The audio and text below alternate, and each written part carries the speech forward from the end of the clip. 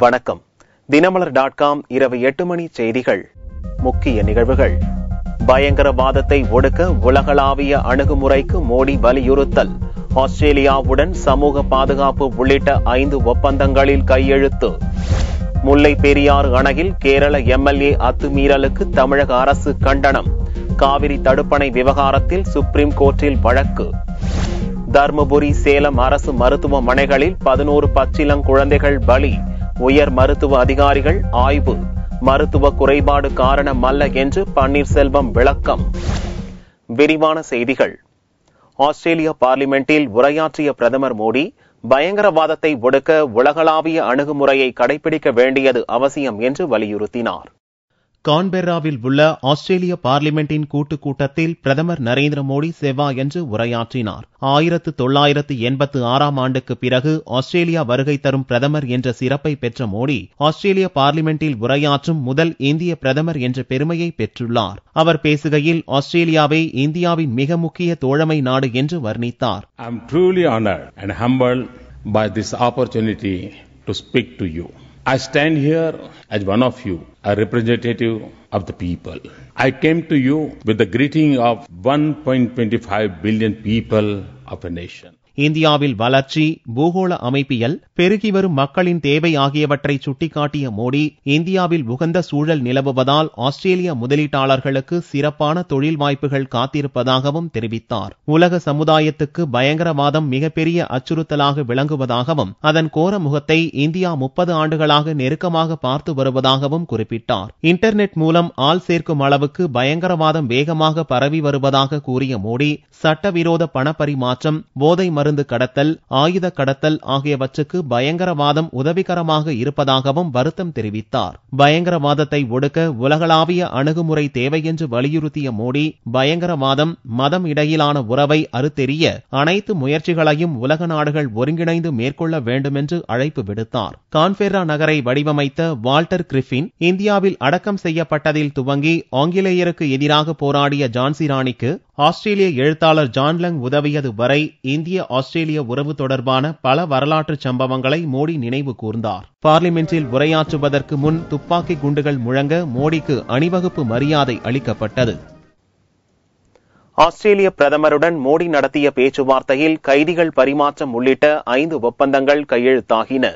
ஆஸ்திரேலியாவில் சுற்றுப்பயணத்தில் உள்ள பிரதமர் மோடி அந்நாட்டு பிரதமர் டோனி அபாட்டுடன் தலைநகர் கான்பெர்ராவில் பேச்சுவார்த்தை நடத்தினார். அப்போது சமூக பாதுகாப்பு, தண்டனை கைதிகள் பரிமாற்றம், சுற்றுலா, கலை, கலாச்சாரம் உள்ளிட்ட துறைகளில் 5 ஒப்பந்தங்கள் கையெழுத்திடப்பட்டன. இந்தியா ஆஸ்திரேலியா இடையிலான அணுமின் சக்தி ஒப்பந்தம், பொருளாதார உறவுக்கான ஒப்பந்தம் தொடர்பான பேச்சுவார்த்தைகளை விரைவில் முடிவுக்கு கொண்டு வருவதென இரு பிரதமர்களும் தீர்மானித்தனர். இரு நாடுகளிடையே ராணுவ ஒத்துழைப்பு கட்டமைப்பை உருவாக்குவதெனவும் பேச்சுவார்த்தையில் தீர்மானிக்கப்பட்டது.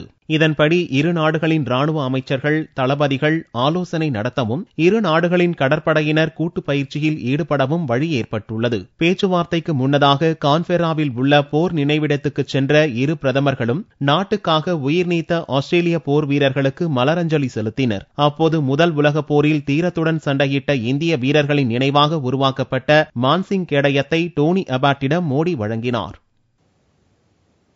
முல்லை பெரியாறு அணையில் தமிழக அதிகாரியை தள்ளிவிட்டு எம்எல்ஏ அத்துமீறியது தொடர்பாக கேரளாவுக்கு தமிழக அரசு கண்டனம் தெரிவித்துள்ளது. தமிழக தலைமைச் செயலாளர் மோகன் வெர்கீஸ் சுங்கத் கேரள தலைமைச் செயலாளர் பொறுப்பு வகிக்கும் நிவேதா பி சரணுக்கு ஒரு கடிதம் அனுப்பியுள்ளார். கடந்த 2011 அணையின் பாதுகாப்பை கேரள போலீசாரும் வனத்துறையினரும் மேற்கொள்வர் என்று உச்சநீதிமன்றத்தில் கேரள அரசு உறுதி அளித்திருந்தது என்றும், இந்த உறுதியை மீறும் வகையில் கேரளா நடந்து கொண்டுள்ளது என்றும் தமிழக அரசு சுட்டிக்காட்டியுள்ளது. தமிழக தலைமை பொறியாளரை தாக்கிவிட்டு கேரளத்தினர் சென்றபோது அங்கிருந்த போலீசார் நடவடிக்கை எடுக்கவில்லை என்று சுட்டிக்காட்டியுள்ள தமிழக அரசு, இது குறித்து உடனடி நடவடிக்கை மேற்கொள்ளாவிட்டால் மத்திய தொழில் பாதுகாப்பு படையினர் பாதுகாப்பை கோரி உச்சநீதிமன்றத்தை நாடுவதை தவிர வேறு வழியில்லை என்று தமிழக அரசு தெரிவித்துள்ளது. திங்களன்று மாலை கேரள மாநிலம் பீர்மேடு தொகுதி எம்எல்ஏ பிஜிமோள் பத்திரிகையாளர்களுடன் அணைக்குள் நுழைய முயன்ற போது அங்கிருந்த பொறியாளர் மாதவன் தடுத்துள்ளார். அவரை கீழே தள்ளிவிட்டு அணை பகுதிக்கு சென்றபோது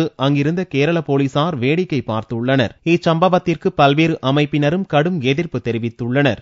இன்னைக்கு அணையினுடைய நீர்மட்டம் 142 அடி இன்றோ அல்லது நாளையோ எட்டி விடுவோம்னு நம்ம தமிழக மக்கள் எல்லாம் சந்தோஷமா இருக்கக்கூடிய இந்த நேரத்தை அதை பொறுத்து கொள்ளாமல் அவங்களால அதை ஏற்றுக்கொள்ள முடியாமல் தமிழக பொதுப்பணித்துறை அதிகாரிகளை அங்க தாக்குகின்ற அளவுக்கு அவங்க ஈடுபட்டிருக்கிறாங்க, அந்த செயலில் ஈடுபட்டிருக்காங்கிறது மிகப்பெரிய ஒரு கண்டனத்துக்குரிய விஷயம். மத்திய தொழில் பாதுகாப்பு படையினுடைய பாதுகாப்புல அணை இருந்தா தான் வருங்காலங்களில் இது போன்ற சம்பவங்கள் நடக்காம தடுக்க முடியும். கேரள எம்எல்ஏவின் அடாவடி தமிழக மக்களிடமும் விவசாயிகளிடமும் கொந்தளிப்பை ஏற்படுத்தியுள்ளது.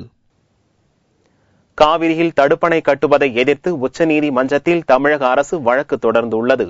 தமிழக முதல்வர் ஓ பன்னீர்செல்வம் திமுக தலைவர் கருணாநிதிக்கு பதிலளிக்கும் விதமாக செவ்வாயன்று ஒரு அறிக்கை வெளியிட்டார். முல்லை பெரியாறு அணை பிரச்சினையில் தமிழகத்தின் உரிமையை ஜெயலலிதா நிலைநாட்டியதால் தான் 142 அடிக்கு மேல் நீர் தேக்கி வைக்கப்பட்டுள்ளது என்று சுட்டிக்காட்டியுள்ள பன்னீர்செல்வம், தற்போது கேரள அரசு தாக்கல் செய்யும் மனுவின் மீது தமிழக அரசுக்கு எவ்வித அறிவிப்பும் அளிக்காமல் உத்தரவு ஏதும் பிறப்பிக்க முடியாது என்றும், எனவே கேவியட் மனு தாக்கல் செய்ய வேண்டிய அவசியம் இல்லை என்றும் விளக்கம் அளித்துள்ளார். மேலும் காவிரியின் குறுக்கே கர்நாடக அரசு 2 அணை கட்டுவதற்கு உத்தேசித்துள்ளதற்கு தடையாணை பெற உச்சநீதிமன்றத்தில் தமிழக அரசு இடைக்கால மனு தாக்கல் செய்துள்ளது என்று தெரிவித்துள்ள பன்னீர்செல்வம், எனவே கருணாநிதியின் அறிவுரை தேவையில்லை என்றும், தமிழக அரசின் மீது குற்றம் சுமத்தி அறிக்கை எதுவும் வெளியிடாமல் இருப்பதே தமிழக மக்களுக்கு கருணாநிதி செய்யும் நன்மை என்றும் தெரிவித்துள்ளார்.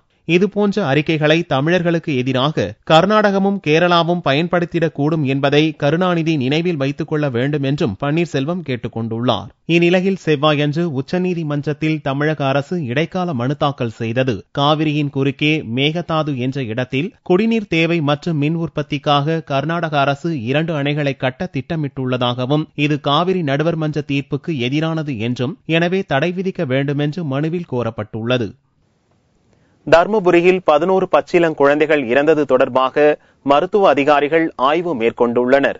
மருத்துவ குறைபாடு எதுவும் இல்லை என்று முதல்வர் பன்னீர்செல்வம் விளக்கம் அளித்துள்ளார்.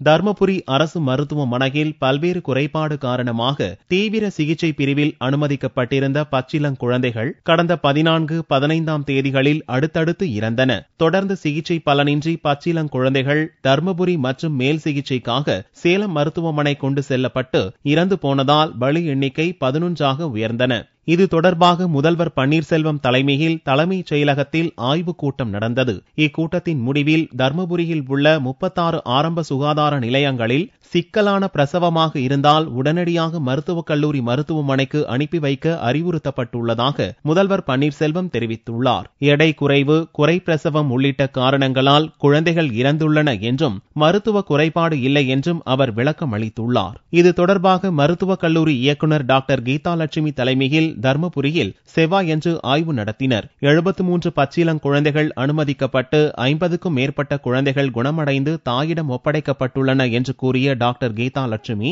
தர்மபுரி அரசு மருத்துவமனையில் சிறப்பான வசதிகள் செய்யப்பட்டுள்ளன என்றும் கூறினார். தர்மபுரி மருத்துவக் கல்லூரி மருத்துவமனைக்கு இந்த தமிழ்நாடு அரசு மூலமாக மருத்துவக் கல்வி இயக்குவதிலிருந்து அனைவரும் இங்கு வந்து ஆய்வு செஞ்சு கொண்டிருக்கிறோம். அட்மிட் ஆன குழந்தைங்க 73 பேர்ல 54 குழந்தைகள் நன்றாக தீவிர சிகிச்சை அளிக்கப்பட்டு தாயிடம் பால் கொடுத்து கொண்டு இருக்கிறார்கள். இங்க இருக்கும் மருத்துவர்கள் நன்றாக இந்த குழந்தைகளை பார்த்து கொண்டிருக்கிறார்கள். தர்மபுரி மருத்துவக் கல்லூரி மருத்துவமனை இந்த சிசுக்களுக்கு சுற்றி இருக்கும் வட்டாரத்தில் உள்ள அனைத்து கிராமத்திலிருந்து வரும் குழந்தைகளுக்கு நன்றாக சிகிச்சை பெற்று வருகிறார். தொடர்ந்து மருத்துவ உயர் அதிகாரிகள் குழு தர்மபுரியில் முகாமிட்டு ஆய்வு நடத்தி வருகின்றனர். ஹரியானாவில் சர்ச்சைக்குரிய சாமியார் ராம்பாலின் ஆதரவாளர்கள் போலீசார் இடையே கடும் மோதல் ஏற்பட்டதில் 60க்கும் மேற்பட்டோர் காயமடைந்தனர். ஹரியானா மாநிலத்தில் சத்லோக் என்ற பெயரில் ஆசிரமம் நடத்தி வருபவர் ராம்பால் கொலைச்சதி, வன்முறையை தூண்டுதல், நீதிமன்ற அவமதிப்பு போன்ற குற்றச்சாட்டுகள் தொடர்பாக ராம்பாலுக்கு பிடிவாரண்ட் பிறப்பித்த பஞ்சாப் ஹரியானா உயர்நீதிமன்றம் வெள்ளியன்று அவரை நீதிமன்றத்தில் ஆஜர்படுத்த வேண்டுமென ஹரியானா போலீசுக்கு கண்டிப்புடன் உத்தரவிட்டது. நீதிமன்ற உத்தரவை நிறைவேற்றும் நோக்குடன் ஹிசார் மாவட்டத்தில் உள்ள ஆசிரமத்துக்கு செவ்வாயன்று போலீசாரும் துணை ராணுவத்தினரும் சென்றபோது அவர்களை ராம்பாலின் சீடர்கள் தடுத்ததோடு அவர்களுடன் மோதலிலும் ஈடுபட்டனர். ஆசிரமத்தில் இருந்தபடி 1000க்கும் மேற்பட்ட ஆதரவாளர்கள் கற்களை வீசி போலீசாரை தாக்கினர், துப்பாக்கியாலும் சுட்டனர். இதனால் ஆவேசமடைந்த போலீசார் ராம்பால் ஆதரவாளர்கள் மீது சரமாரி தடியடி நடத்தியதோடு கண்ணீர் புகை குண்டுகளையும் வெடித்தனர். இந்த மோதலில் 60க்கும் மேற்பட்டோருக்கு காயம் ஏற்பட்டது. பத்திரிகையாளர்களும் தாக்கப்பட்டனர்.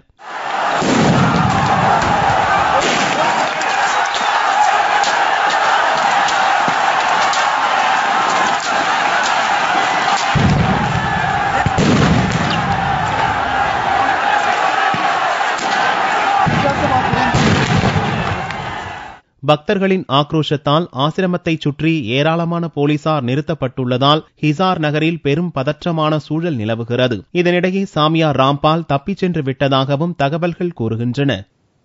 ராமேஸ்வரத்திலிருந்து கடலுக்கு சென்ற 6 மீனவர்கள் மாயமாகியுள்ளனர். ராமேஸ்வரத்திலிருந்து திங்களன்று காலை 600க்கும் மேற்பட்ட விசைப்படகில் மீனவர்கள் மீன்பிடிக்க சென்று செவ்வாயன்று காலை கரை திரும்பினர். இந்நிலையில் ராமேஸ்வரம் சிவகாமி நகரைச் சேர்ந்த சுதாகர் என்பவரின் படகில் மீன்பிடிக்க சென்ற மாரி, அந்தோணி, கவின்ராஜ், அலெக்சாண்டர் மற்றும் மரியராஜ் ஆகிய 6 மீனவர்கள் இதுவரை கரை திரும்பவில்லை. இதனால் அச்சமடைந்துள்ள மீனவர்கள் அவர்களை மீட்க மத்திய மாநில அரசுகள் விரைந்து நடவடிக்கை எடுக்க வேண்டும் என்று கோரிக்கை விடுத்துள்ளனர். கடலுக்கு போன சுதாகருடைய படகு 377 6 மீனவர்களுடைய கரை திரும்பாம எண்ணெய் ஆச்சு ஏதாச்சும் தெரியாத சூழல்ல இன்னைக்கு இருக்கு. இன்னைக்கு கிளைமேட் ரொம்ப மோசமா இருக்கு. கடல்ல காற்று சீற்றமாகவும் கடல் அலை வேகமாகவும் இருக்கு. படகுனோட நிலைமை கண்டுபிடிக்க முடியல. தேடி போனாலும் எங்களால கண்டுபிடிக்கிறது பெரிய கஷ்டம். அதனால தமிழக அரசு உடனடியான நடவடிக்கை எடுத்து மத்திய அரசு வாயிலாக கடற்படை, நேவி, கடலோர காவல்படை மூலமாக எங்களுடைய மீனவர்களையும் படகையும் பத்திரமா மீட்டு கொடுக்கணும், அவர்களை உயிரை பாதுகாத்து கொடுக்கணும்ங்கறத ஒரு கோரிக்கையா நாங்க சொல்றோம். வழக்கத்திற்கு மாறாக அதிக சீற்றத்துடன் கடல் காணப்படுவதால் மீனவ குடும்பத்தினர் அச்சமடைந்துள்ளனர். தமிழக மக்களின் எண்ணங்களை பிரதிபலிக்கும் வகையில் பொதுக்கட்சி அமையும் என்று வாசன் தெரிவித்துள்ளார். முன்னாள் மத்திய அமைச்சர் வாசனை சென்னை ஆழ்வார்பேட்டை இல்லத்தில் நார்வே, டென்மார்க், ஸ்வீடனில் இருந்து வந்திருந்த மாணவர் பிரதிநிதிகள் மற்றும் பல்வேறு அமைப்பினர் செவ்வாயன்று சந்தித்து பேசினர். அப்போது செய்தியாளர்களை சந்தித்த வாசன் மக்களின் எண்ணங்களை பிரதிபலிக்கும் புதுக்கட்சி துவக்கப்படும் என்றார். தர்மபுரி அரசு மருத்துவமனையில் குழந்தைகள் இறந்தது தொடர்பாக அரசு கவனமுடன் செயல்பட வேண்டும் என்றும் மின் கட்டணத்தை உயர்த்தக்கூடாது என்றும் வாசன் கூறினார். கடந்த 2-3 நாட்களாக தர்மபுரியிலே இருக்கின்ற அரசு மருத்துவமனையிலே தொடர்ந்து 10 குழந்தைகளுக்கு மேல் மரணம் அடைந்திருப்பது என்பது மிகுந்த வருத்தத்துக்குரிய ஒன்று, அதிர்ச்சிக்குரிய ஒன்று. இத்தகைய நிகழ்வுகள் கவலை அளிக்கின்றன.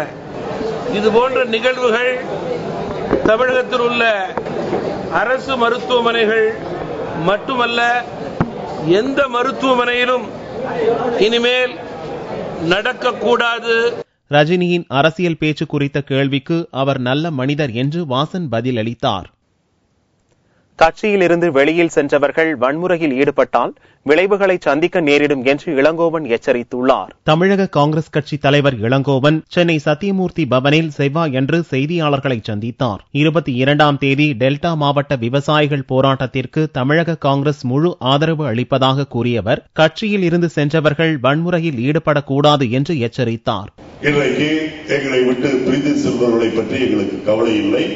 ஆனால் செல்கின்ற போது வன்முறைகளில் ஈடுபடுவது என்பது சரியான விஷயம் அல்ல. வெளியே சென்றவர்கள் நாகரிகத்தோடு நடந்து கொள்ள வேண்டும் என்றுதான் கேட்டுக்கொள்கின்றேன். தமிழகத்தில் சட்டம் ஒழுங்கு முற்றிலும் கெட்டுவிட்டதாக தெரிவித்த இளங்கோவன் பருப்பு கொள்முதல், குழந்தைகளுக்கு வழங்கப்படும் முட்டை கொள்முதல் ஆகியவற்றில் நஷ்டம் ஏற்பட்டுள்ளதாகவும் இதில் தமிழக முதல்வர் பன்னீர்செல்வம் கவனம் செலுத்த வேண்டும் என்றும் கேட்டுக்கொண்டார். தமிழக சத்துணவை பொறுத்தவரையில் முட்டை போடப்படுகின்றது. கிட்டத்தட்ட மாதந்தோறும் 12 கோடி முட்டைகளை தமிழக அரசு வாங்கிக் கொண்டிருக்கின்றது. வெளி மார்க்கெட்டிலே ₹3.40 ஒரு முட்டை கிடைக்கின்றது. ஆனால் 12 கோடி முட்டைகளை ஒட்டுமொத்தமாக வாங்கிட்ட தமிழக அரசு அதை ஒரு முட்டைக்கு கிட்டத்தட்ட ₹5 கொடுத்து வாங்குகின்றார்கள். இது யார் செய்கின்ற தவறு? மத்திய அரசு ஒரு டன் பருப்பை ₹43,000 வாங்கிக் கொண்டிருக்கும் போது தமிழக அரசினுடைய நுகர்பொருள் வாணிப கழகம் ₹70,000 வாங்கிக் கொண்டிருக்கின்றனர். ஒரு 90% அதிகமான விலையை கொடுத்து வாங்கிக் கொண்டிருக்கின்றார்கள். இந்த முறைகேடுக்கு யார் என்பதை நம்முடைய முதல்வர் பன்னீர்செல்வம் அவர்கள் உடனடியாக நடவடிக்கை எடுக்க வேண்டும். தமிழகம் முழுவதும் காங்கிரஸ் தொண்டர்களை நேரில் சந்தித்து கட்சியை வலுப்படுத்த வேண்டும் என்பதில் உறுதியாக உள்ளதாக தெரிவித்த இளங்கோவன் இதுவரை சென்ற சுற்றுப்பயணத்தில் தமிழகத்தில் காங்கிரஸ் கட்சிக்கு எழுச்சி ஏற்பட்டுள்ளதாக தெரிவித்தார். பல்வேறு கோரிக்கைகளை வலியுறுத்தி ஒட்டுமொத்த விடுப்பு எடுத்து மத்திய அரசு ஊழியர்கள் தர்ணா போராட்டத்தில் ஈடுபட்டனர். நாடு முழுவதும் உள்ள மத்திய அரசு ஊழியர்கள் செவ்வாயன்று மதியம் 1 மணி முதல் 3 மணி வரை தர்ணா போராட்டத்தில் ஈடுபட்டனர். 7வது ஊதிய கமிஷன் அறிவித்துள்ள மத்திய அரசு இடைக்கால நிவாரணத்தை இதுவரை அறிவிக்காதது, புதிய ஓய்வூதிய திட்டம் கூடாது என்பன உள்ளிட்ட கோரிக்கைகளை வலியுறுத்தி ஊழியர்கள் தர்ணா போராட்டத்தில் ஈடுபட்டனர். மத்திய அரசு ஊழியருடைய ஊழியர் தரப்பு 7வது சம்பள கமிஷனுடைய வரையறைக்குள் GDS என்று அழைக்கப்படுகிற 2,65,000 ஊழியர்களை சம்பள வரம்புக்குள் கொண்டு வர வேண்டும் என்ற கோரிக்கை வைத்திருக்கிறோம். அதை பற்றி மத்திய அரசு பேச்சுவார்த்தை நடத்தவில்லை. அரசாங்கம் மெத்தன போக்கில் இருக்கிற காரணத்தினால் இன்று நாடு முழுவதும் மத்திய அரசு ஊழியர்கள் மாநில தலைநகரங்களில் இந்த தர்ணா போராட்டத்தை நடத்தி கொண்டிருக்கிறோம். தங்கள் கோரிக்கைகளுக்கு மத்திய அரசு செவிசாய்க்கவில்லை என்றால் வரும் டிசம்பர் 11ஆம் தேதி முதல் காலவரையற்ற வேலை நிறுத்தத்தில் ஈடுபடுவோம் என்றும் தெரிவித்துள்ளார். தங்கத்தின் விலையில் செவ்வாயன்று ஒரு சவரனுக்கு 184 ரூபாய் அதிகரித்து ஒரு சவரன் தங்கம் 20,120 ரூபாய்க்கு விற்பனையானது. 1 கிராம் ஆபரண தங்கம் 2,515 ரூபாயாக இருந்தது. வெள்ளி 1 கிராமுக்கு 50 காசுகள் உயர்ந்து 39 ரூபாய்க்கு விற்பனையானது. பார்வெளியின் விலை 36,435 ரூபாயாக இருந்தது. மீண்டும் செய்திகள் இந்திய நேரப்படி புதன்கிழமை மாலை 4 மணிக்கு. வணக்கம்.